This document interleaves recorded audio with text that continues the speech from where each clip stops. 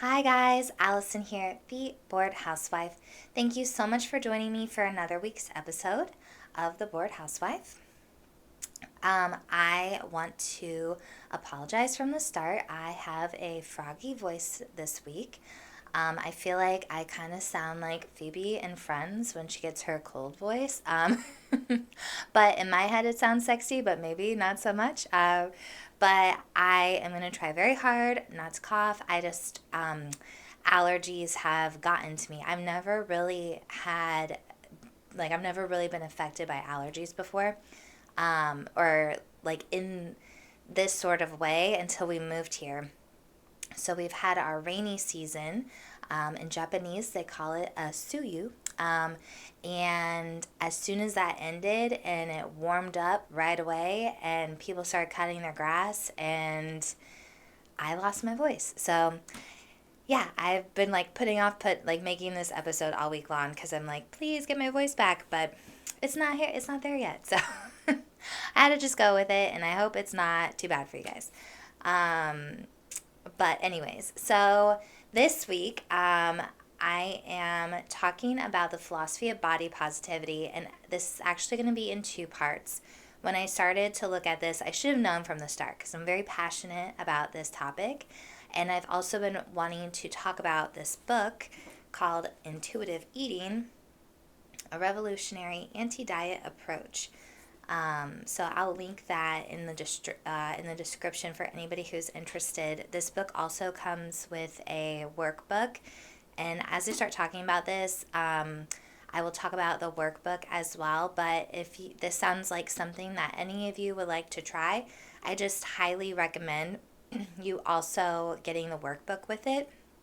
Reading it was really helpful for me, but then doing the exercises in the workbook really drove a lot of the ideas home, and I'm going to get into all of my ideas on that in a minute.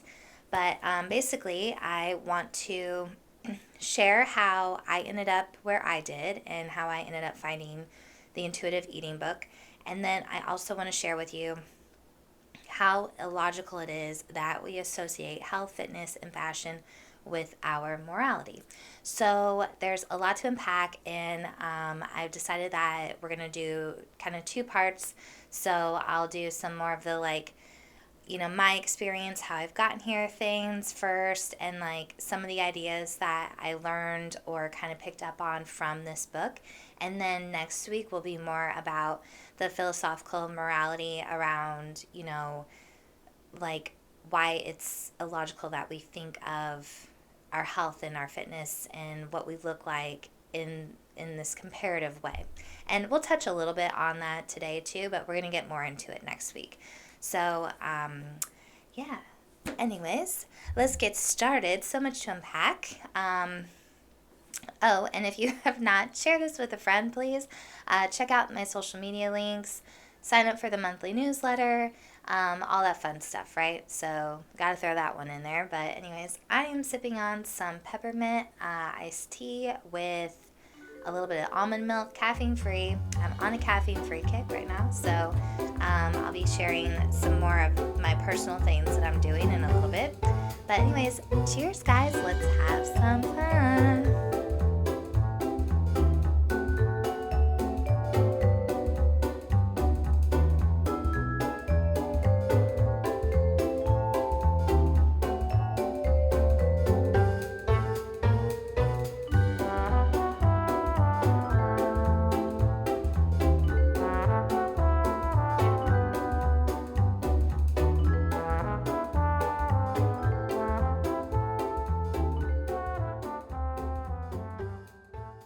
So finding the intuitive eating book was something that I started to pick up on. I follow several different fitness people. I follow this woman, Anna Victoria. She has the Fit Body app. And within that, she has another trainer, Brittany, and I cannot remember her last name right now. But she's also on the app with workout programs. This is probably one of my favorite. Definitely Anna Victoria and her Fit Body app is my favorite thing. I think as far as what they promote and everything, it's very body positive, and especially like more recently, she's definitely more on this like, um, be strong, like be fit for who you are sort of thing. I mean, she is selling something to help you potentially lose weight if that's what you want, but she doesn't feed you a bunch of crap like, other things out there do. And I've found some other fitness people that are along the same mindset. They're very straightforward in their approaches and what they're talking about as far as like what it actually takes to lose weight, and like what exercising, how much extra like exercising you really need to do, and all this stuff, because there's so many different programs out there. And I I personally can't stand the fitness health industry, and I kind of throw fashion in there as well, because I think they're part of the problem with we have fast fashion that creates, and has all these different weird sizings, so you can't go into a store and just know what your size is. And it's just confusing, and it adds to all these issues that I think a lot of us have about how we perceive ourselves and how we perceive our bodies. When you're like, well, I was a size 6 my whole life, and then one day you walk into your favorite store and you're now like a size 10. Like, that's really jarring, and there might not be anything physically that's changed on you, but it messes with your head mentally. And so, um, all of that stuff. Anyways, I lost my, see, this is why I have to do two parts, because I'm like, I'm going to be going on so many different tangents. But anyways, so I found this, I started hearing people talking about intuitive eating. Like, I don't, like, they would say things like, I don't really count my calories, I intuitive eat. And I'm like, okay, I've never heard that before. What does that mean? And I had just spent about a year and a half, maybe actually like 2 years, it was almost 2 years of dieting, working out like a crazy person. Like, I would spend at least an hour to most of the time, like almost 2 hours in the gym Monday through Friday.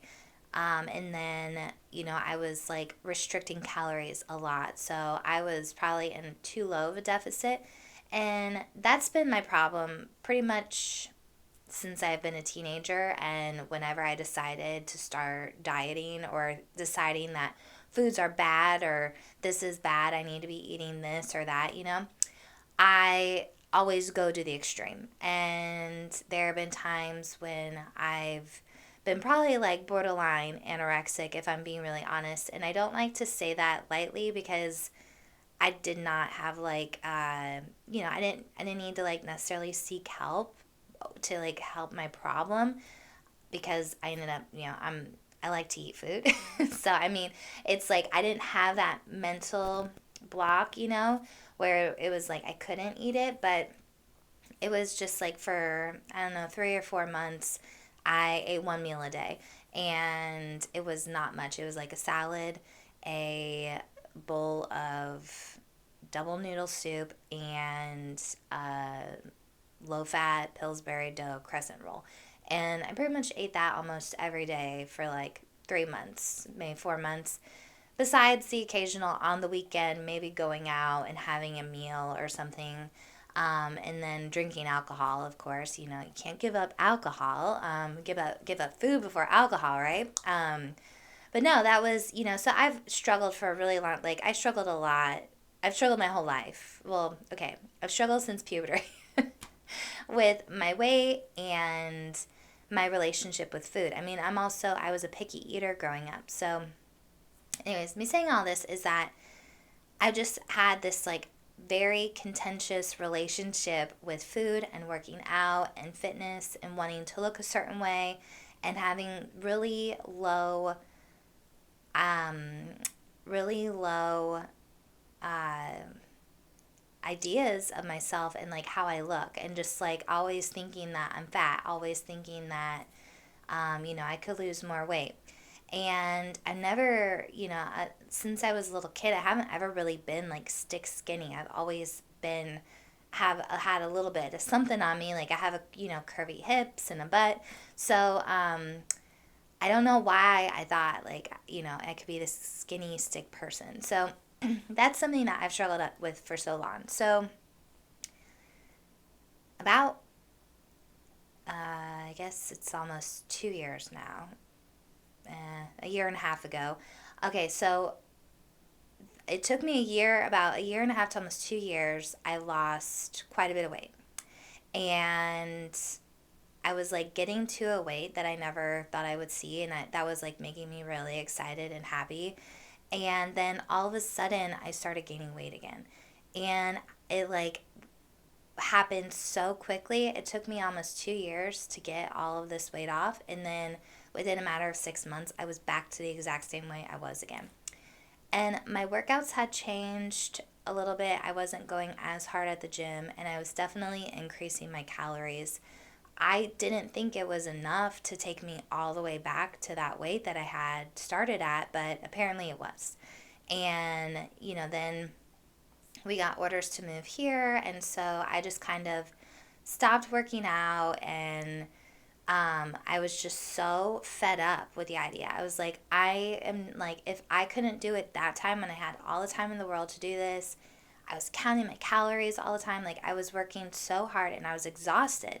I was exhausted of the process. And I was like, if I can't be skinny while doing that, then it's just not, like, it's not going to happen for me. And I'm like, how I look today, thinking that I look fat, and I'm not, and I'm just like, I just have like the worst, perception of my body and who I am. So I'm like following these fitness apps. I'm feeling very discouraged. Like, I literally hit like a rock bottom in the diet world. Like, I was so just over it.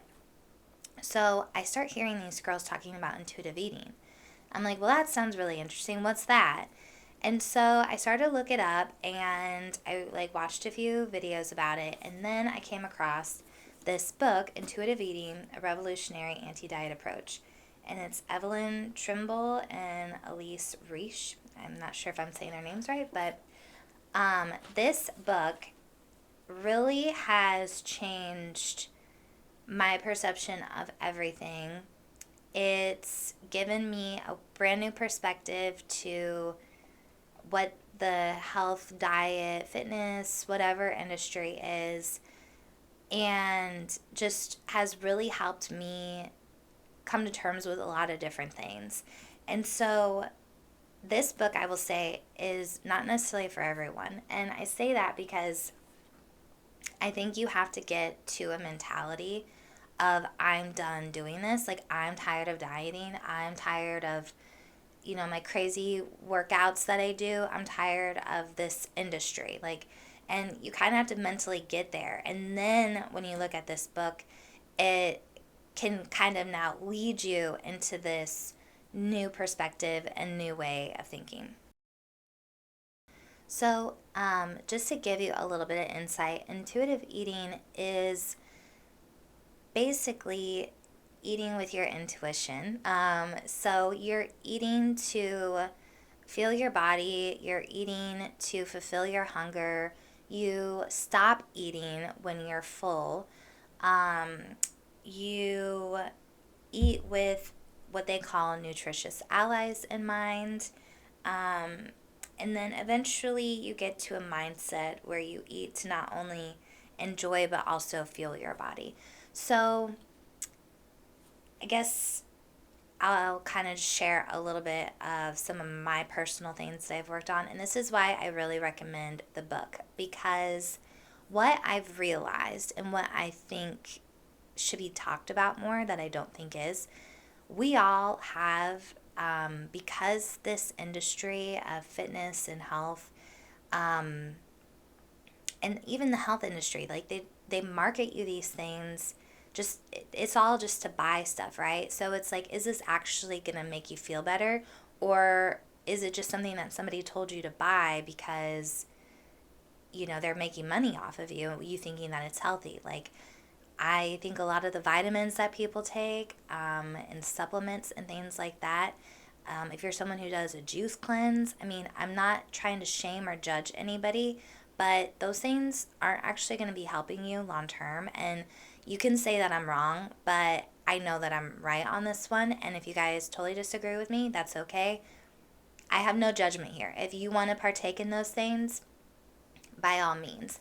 If you think they're fun or whatever, but to think that you're going to do a 3-day juice cleanse and you're going to lose weight and you're going to be a better person afterwards is just not, it's just not how it works. That's not how, like, our body is science, right? Like, everything, it's like a chemistry project every time we, like, are putting things into it and how it all works together. So it's like, you know, yeah, a 3-day detox, you might feel a little bit better, but then if you just continue to go back to your old habits, nothing's going to change. Your body's just going to go back to where you were before. So a lot of this stuff is just sold to us for somebody to make money, and we're thinking we're being healthy, or we think we're doing something that's like good, um, but in the reality, it's not like that. So, yeah, like I said, I'm gonna go on so many tangents today. But for me, like, one of the things that really stuck out to me when I started reading this, oh, this is where I was going with it. Sorry, guys. So, my point is with this, I think a lot of us, because we're so surrounded by this industry, um, I think that weight loss and mental health should go hand in hand. And I feel like I have not heard this very often. I don't know how people think about it. I don't know if you guys have ever kind of considered this thought before. But when I was reading the book and then when I was doing the workbook afterwards, they have these prompts and these questions to help you work through things. So, one of the things, for instance, I'm somebody who, they have a bunch of terms, and I'm not going to remember the terms, but basically, I'm somebody that has a hard time, like to stop eating. Like, I have to clean my plate, and there's a few different things that go into it, psychologically for me as to why I do that. And so, one of the things though is that, like, you're supposed to give like, in the beginning when you start intuitive eating, you're supposed to give yourself permission to eat whatever you want. And so the idea behind this is that a lot of times, when we go into like our last meal before a diet, or if we decide to do our cheat day or whatever, or like you fail your diet and so you're you know rebelling and going after whatever or whatever. So, like, when you have something that you really enjoy, it's like you think you're never going to get to have it again. So, like, for me, I like Burger King, okay? I really like Burger King for some reason. So, like, I would not allow myself to have Burger King because, Burger King is bad for you, right? Or I love pizza, like, but pizza's bad for you. So I wouldn't allow myself to have these certain foods. And we all do that, right? When we're dieting, we all restrict ourselves from having certain things. But then when I would come to eating that, I could get through like, I would order like the biggest meal at Burger King. I would order like the normal size Whopper with a large fry and a large Coke because it's like, well, I don't know I'm going to have this again. And then I would force myself to eat the whole thing, even though I'm getting full probably halfway through, and now I have a stomach ache, and now I'm extremely uncomfortable from eating that. But I got my Burger King in. So they talk about stuff like that, like when you allow yourself permission to eat it whenever you want, and that's part of the beginning steps of it, is whatever your favorite foods are that you tend to restrict from yourself, every day go and have that if you want. And the thing is that you need to practice eating until you're full. So, I realized like a Whopper might be too big for me. So I then like switched to like a junior Whopper. And the idea is that like not only will you'll start to eat less, but also you might not start craving it all the time. You'll start to realize I can have Burger King whenever I want. So I don't need to feel like I have to crave it all the time because it's not something that's a restriction anymore. It's no longer off limits. So there's a psychological aspect to why we do certain things. Another reason why I would overeat is with my family dynamic and some of the scenarios that we would be in. There are some people in my household that eat a lot. And so I would get nervous that there wouldn't be enough food for me. So I would put more on my plate than needed to ensure that I got this thing that I like. Plus, on top of it, I'm a picky eater at the time. So, like, there might only be a few things that I actually want to eat. So, to make sure that nobody else, like, if I'm still hungry afterwards and it's gone, then I'm going to be just hungry, right? So to make sure that I get mine, I would put too much on my plate. And then once it's on my plate, now I have to clean my plate. It's not an option to go and throw the food away. And so we all have different things, but that's what this book really helps you work through your mentality and why you do certain things and where your certain habits come from with food. And I think that when I was doing that, it just hit me. I was like, so much of the things that we do and our ideas, why we diet, why we have these, maybe negative thoughts about our bodies and different things, a lot of that needs to kind of be dealt with psychologically. And they talk about that too. Like, if you're not able to get through things with the workbook, if you're not able to get past certain stages, then you really probably should seek some sort of therapy to help you work through why you do certain things. And I think it's really interesting that that's not really talked about that often. Um, and I think it's not talked about because then people would actually get better. People would actually probably overcome some of their issues and also realize that being skinny is not everything. And so, I don't know, it's just something I think is important to start talking about, and something, if you guys are interested in this book at all after we're done talking, or after I'm done talking about this today, to kind of think about for yourself if you struggle with these sorts of things. So there's so much reflective work that goes into working through this book, and I'm sure there's other stuff out there that's kind of similar to this. My mom read the Dr. Phil book. Again, he's a psychologist, and she said that really helped her at one point in her life, and it did. She lost a lot of weight, and she kept it off for a long time, able through his book as well. But the point is, and especially with this, is like it's hard, right? Because they're like their whole thing is like this isn't if you're coming here to lose weight, then you need to either change your mindset or you're not ready for this book yet, because their whole thing is about you getting comfortable in the body that you're in now, then work on it. And if you do all these things and you start to change your perspective and your relationship with food, and you start to appreciate your body and have positive thoughts for how you look and who you are, weight loss might be a side effect, but weight loss isn't necessarily the goal.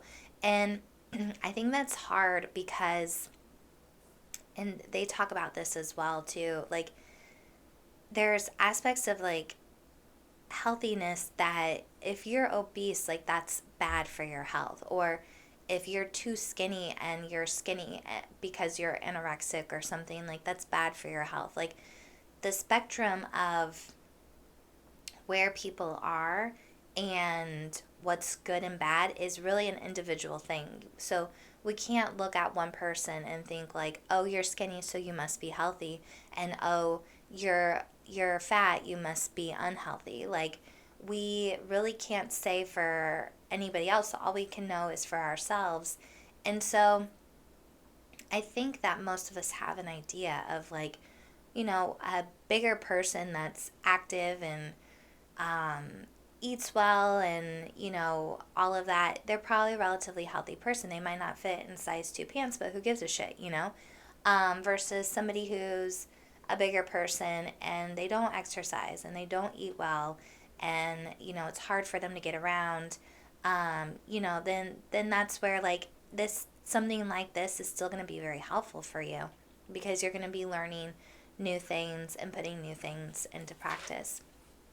But I just want to say like if you guys are still in the mindset of like I need to lose weight, I want to look a certain way, this book is not for you. But if you are somebody who is tired of having that mentality and you just want to feel good about yourself and you want to figure out how to do this, then this book is for you because this book has helped me out so much in appreciating me and appreciating like what I look like.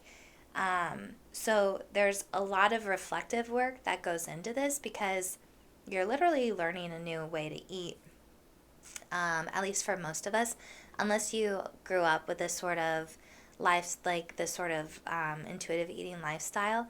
Again, to kind of clarify, like intuitive eating would be like the perfect maybe example of it would be, somebody who eats with nutritious food in mind. They're very specific about calling food nutritious versus healthy, because healthy has become such a triggered word for that's now like capitalized on. So it's really hard to go on healthy or like organic and all of that, because food is food at the end of the day, and I'm going to get into that in just a minute. But they actually, this episode is already starting to get long. This might actually be a 3-part episode, but so they get into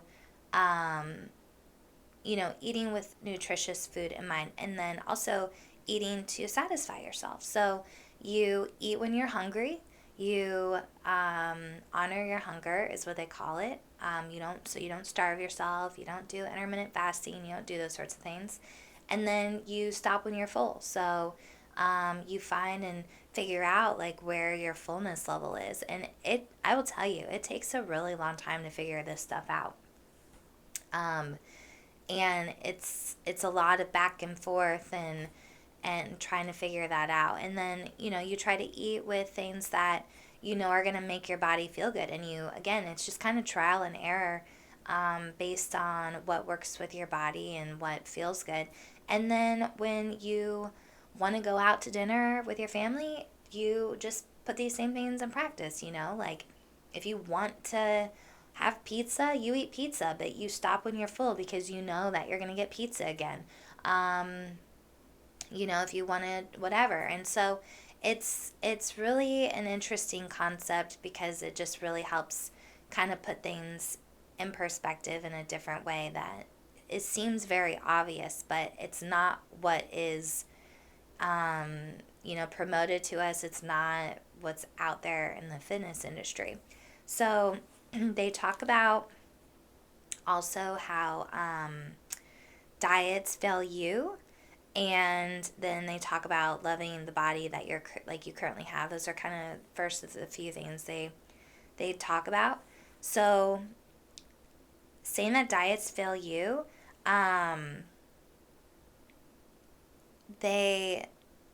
you know what? Actually, okay. I'm actually going to stop there today. I thought I was going to get through this a little bit more. This actually might be a 3-part series. We'll see how far we get into it next week. But I wanted to put all of that out there, and I wanted to make all of this clear because I want to explain to you where I've gotten all this from. So like I said, I've had such a bad image of myself for so long. Like when I said I had just lost all this weight, I was the smallest I had been in my adult life, and I still thought I looked fat. That's so fucking ridiculous. I looked great, and I didn't enjoy a minute of it. And so that's wrong, and we see all the memes and the funny things, and we all joke around about this and that. And if you're fine just joking around about it, like that stuff's hilarious, right? So I also think it's funny. But like I also am laughing at it because I'm in a really good spot in myself. But it's like we like there's truth in all of that. And I just think that if we if more of us start living this way, I think we're just going to be a healthier, better society. um, and I mean, it's small steps, right? I'm just a person on a podcast. And when I looked up intuitive eating, it's not like there's a lot out there. So you guys will have to definitely look it up for yourselves as well. And it's probably not going to be a popular movement because people want to be skinny. People want to look a certain way and they want to fit in certain size clothes. And I still want those things too. I mean, it doesn't just go away overnight. And you see things on social media and you see things in magazines and you see things everywhere. You could even see your best friend and be like, oh my God, I'm so fat and she looks so great, And it's like, why do we do this to ourselves? Why do we have these thoughts? Like, why am I comparing myself to anybody? Like, I'm not in their scenario. We have completely different lifestyles. And why do we worship skinny? Why do we, all of that? And then that's where it's going to come into where's the morality around that? Why do we think this is such a virtuous thing to be skinny or to be fit or to be whatever? So, I mean, when there's certain personal things that you want to do and if fitness is required to do them, I get working towards that. But other than just trying to live a healthy lifestyle and do things that are, good for you, like maybe cutting out caffeine, like that's not ever something I thought I would do since I started drinking coffee. And I hear people talk about it. I see mud water and I would laugh at it. I'm like, I'm never fucking drinking that. But then enough things were kind of getting put in front of me and I was searching for certain things because I'm feeling certain ways. And I'm realizing that caffeine is probably at the core of all of this. And this is something that for, an everyday drink I need to take out. And it needs to be way more moderation than what it already is. And since doing that, I feel so much better. I'd have brain fog every single day. And I'm just like, oh, I'm so tired. And then I'd sleep like shit every night. Caffeine is a weird drug. So, anyways, like, I'm feeling so much better now that I'm, like, cutting it out. But it's like, okay, so you do this, but you just do whatever is right for you. Other people can handle caffeine. So, fine, have coffee every day. Like, whatever. Do what you need to do. But, to have a positive outlook on and body image of yourself, you kind of have to, like, negate all that other stuff. You have to start turning an eye to it. Like, you can go on social media and you can look at the skinny girls and be like, okay, yeah, they look really nice. And that's about it. But, to think, maybe to be envious or to think that that's how you want to look or anything like that, like, then that's where, you're going to, maybe you need to change that perception. I personally am so much happier, but I'm still working on it. There's still times when I have my moments and I want my clothes to fit a certain way. Why isn't this fitting? What do I need to do to start losing weight again? And, I'm just like, I'm not completely there. So it's always, it's always a journey. It's always a work in progress. But I think it's something that I wanted to share in case anybody else is just in this same sort of place where you're tired of feeling bad about yourself for absolutely no reason. You're tired of feeling bad that you had to go up a size in jeans. Shit happens. As long as you're still, relatively in good health and, you feel good, then that's what matters. And that's where you have to, like, look at what you're doing and what you're consuming and what you're eating and figure out, like, is this helping me or is this working against me, sort of thing. So anyway, next week I'm going to get into talking about how they talk about how diets fail you, not you failing the diets. And then also getting comfortable with the body you currently have. And then if we have time, we'll get into the morality. If not, we'll save that for a third episode. So, anyways, yeah, I think that's about it today. Hope you guys enjoy this week's episode. Please like, comment, subscribe. Again, share with a friend. I'm sorry about my voice. I hope that the next episode it'll sound better, but no promises. So I have to make a few of these in a row because we're going on vacation. So you might get froggy voice for a few weeks in a row. My Phoebe sexy voice. My sticky shoes. Okay. All right. Okay. Thank you guys for humoring me. And yeah. Cheers. I'll see you soon. Bye.